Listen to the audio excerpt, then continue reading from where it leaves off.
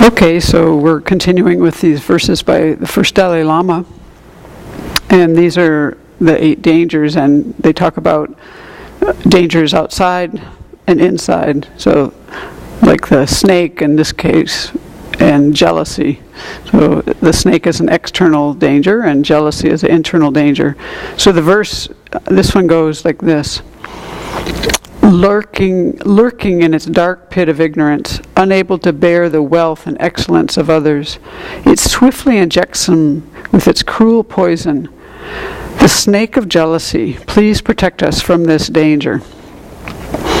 So I had to think a lot about snakes to figure out the snake behavior, and taking cue from you, which is kind of good. And the dark pit of ignorance, I guess they lurk there waiting for these things that they want.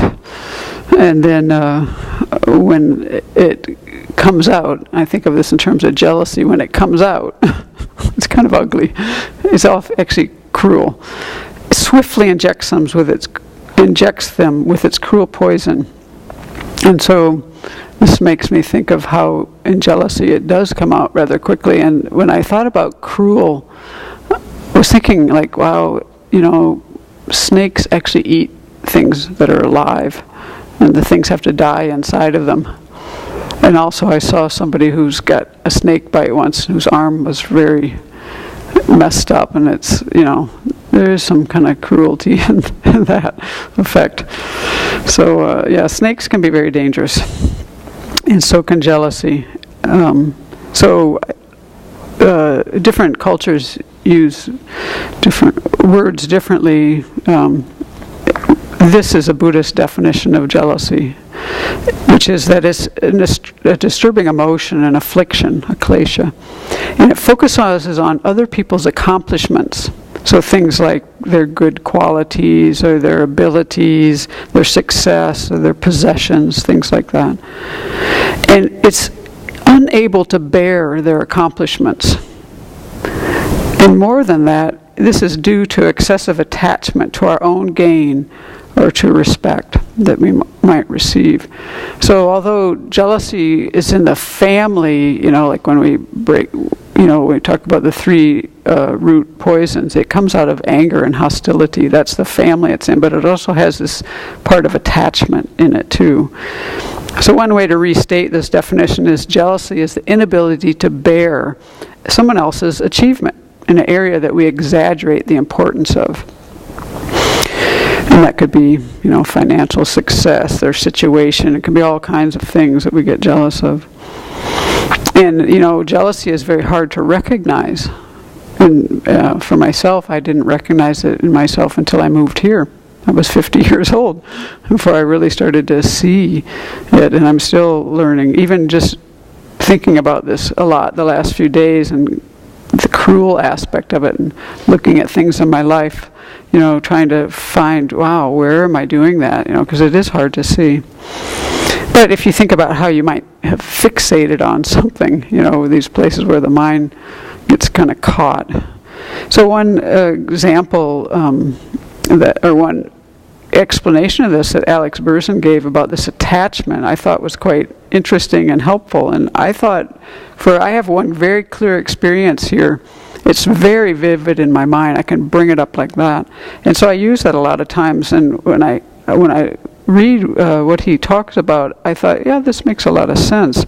Because we're focusing on some area of life that others are more accomplished, and we're exaggerating the positive qualities of that. And I can see that in this situation. And we make that so important in our mind. It's so important, and we base part of our sense of self-worth on this. And all of this is usually happening like unconsciously, and basically. Underneath that, or implicit with that, is this preoccupation with ourselves. And that's, there's a lot of attachment to what's going on for me.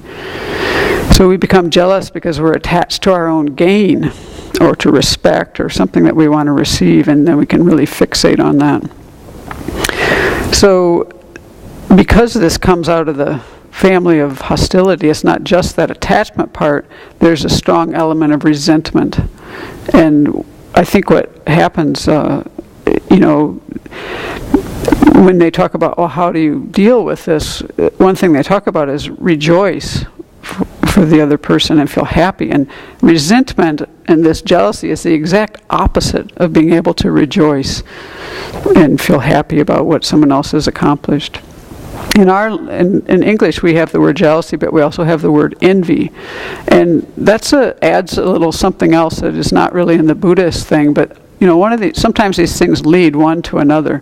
So the envy also adds covetousness to it, what Buddhists would call covetousness, where you really, really want something badly. Not just you can't bear it and you have attachment to it, but now you really want it for yourself, and that can actually lead to greed. So these kind of emotions can lead one to another, including if you then want to deprive the person of what they have, can lead to what we call spite. So there are a lot of disadvantages to not recognizing these things and having them just kind of create havoc in your life. I don't think when we hear these words, we don't want to see ourselves as being greedy or spiteful or any of these things. So then what about the part about the striking aspect of it? Well, another thing Alex Burson said is that this particular emotion is in what they call the karma family, so it is associated with forceful actions. And what he talks about that I found quite interesting was that jealousy and things that kind of relate to it in that whole category, he talked a lot about competitiveness and things like that, envy. These can cause us to really push ourselves or to push others. And he thinks that competitiveness, unhealthy kind of competitiveness that's exaggerated or extreme can grow out of this. And, you have to realize that cultures are very different. Our culture, in the Western culture, one thing that he brought up, which I thought was an interesting thing to think about, is an idea, it really resonated with me because it's something my mom used to talk about that never really fit for me. But he was talking about capitalism is our culture has accepted that capitalism is the best form of a democratic society.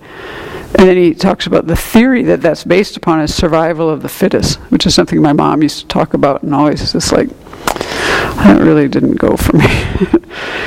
And in other cultures, some other things are held in more esteem, like maybe love and affection.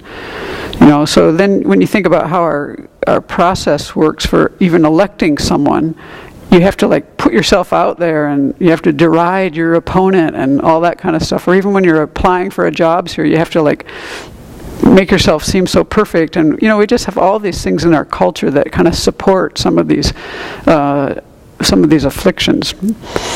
And so if you contrast that with something I've noticed from having some friends who are Tibetan, when they see our society and they see our elections and how we denigrate our officials, they're actually kind of appalled by that, because that's really something that's not, it's considered a negative character trait in their culture to deprecate others or even to put yourself up.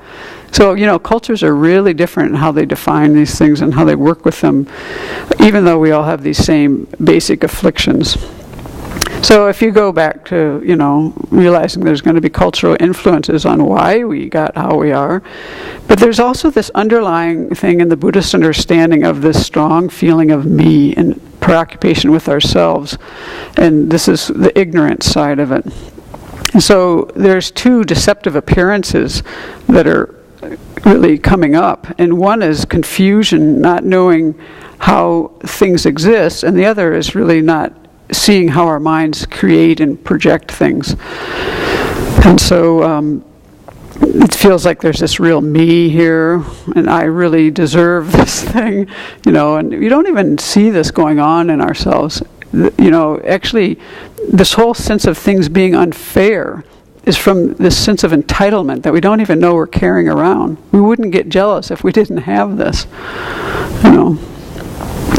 And then so you have the feeling that the world is unfair, it owes me something, and then there's this concrete you who doesn't deserve this thing, and so that's actually underlying these experiences. So this is very disadvantageous, that word, has a lot of disadvantages. If you have ever noticed when you have jealousy in the mind, you really can't sleep. one person described it as like having an acid eating your mind from within. I think that's very true. All happiness and joy is destroyed. And another thing I read, which I hadn't thought about, but I found quite helpful, and it actually fits with something that the Buddha said too. This one source here, I didn't have a chance to run it down, and when you find things on the web, it's kind of, to me, it's a little suspect. But it said that, of course, all forms of craving cause suffering, and then they say, know that envy and jealousy is the proximate cause or the immediate cause of discontent and dissatisfaction. And I thought about it, and I tried to look up and find a source for that, but I couldn't really find anything. But, I think it seems to be true in my experience, and it fits with what the Buddha wrote in Dhammapada. He said, one should not despise any giving, one should not envy others. One who envies others cannot attain absorption and will never enter any concentrated state of samadhi. So basically, you won't ever be able to reach any kind of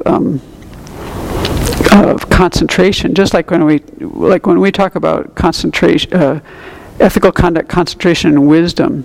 This was the story that this came from was exactly the same. We always say, if you don't have ethical conduct, you'll never be able to get your mind to concentrate, and then if you can't do that, you'll never be able to develop wisdom. And this, I think, seems very much in line with that.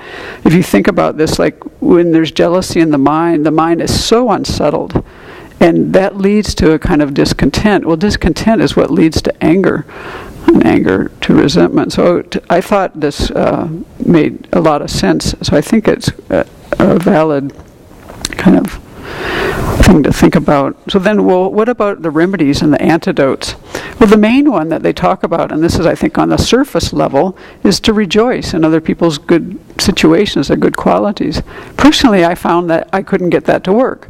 And I didn't know the background of this before, and I looked in my own heart and mind. I found, I have too much anger to rejoice. I didn't know jealousy came out of anger. I thought it was more on the side of attachment, because I wanted what they had. And so, I didn't, it was helpful to learn about this, but whatever. I didn't get that. So I found something else, but I'll get to that. So, one thing Alex talks about is this sense of this, to treat the underlying fallacy that that's so concerned about me, and realize that everyone wants to be happy and we're all equal in this way, and really level the playing field there. We have the same basic Buddha nature. We're all the same in so many ways. Everyone has the right to be happy. There's no one that you can say is more, equal, more, how do you say that? Has more right to be happy than anyone else. So this kind of evenness that we need to try to get to. What he pointed out that I found maybe the reason why I did get this other antidote to work is that what's happening here is kind of like what they talk about in NVC, where we have trouble getting the observation, like looking at a situation like a bird would look at something, just observing what's going on. And we're so far away from that when jealousy is happening. But he says, beneath our jealousy is merely awareness of what has been accomplished or what has happened. And so if you can get to that place where you can just kind of see what's going on without all the overlay, without all the appearances to your mind that are in these things that you're concretizing and things like that. If you can get and just kind of see what's going on there, then, that's one way to work with this. And that's why I think the verse from Nagarjuna worked for me. Because being joyful wasn't happening. And so he said, by being respectfully mindful of another, one gets rid of jealousy. And that was what really helped me. So it made me turn my attention away from my own little world inside to look at I was just looking at the other people involved, and I was like, wow, why do I not want this person to have this? They're not very happy. It would be nice if they had this happiness. I mean, they're not, and when you really think about it, these things that we want a lot of times, they aren't even happiness. They're just a small suffering waiting to grow into a bigger one. That's just how His Holiness describes almost every worldly happiness. That's how he describes it. It's just a small suffering that hasn't yet grown. And that's definitely an antidote if you can think in that way. So that's the part that I think, looking at the situation differently. And then also, I think that some respect is lacking. There's not a level playing field there at all. You're not seeing people as equal. And for me, what I found is that I was seeing others as commodities. Like I wanted this thing, and they were the way for me to get it. And that was just so repugnant to me, to look at human beings in that manner.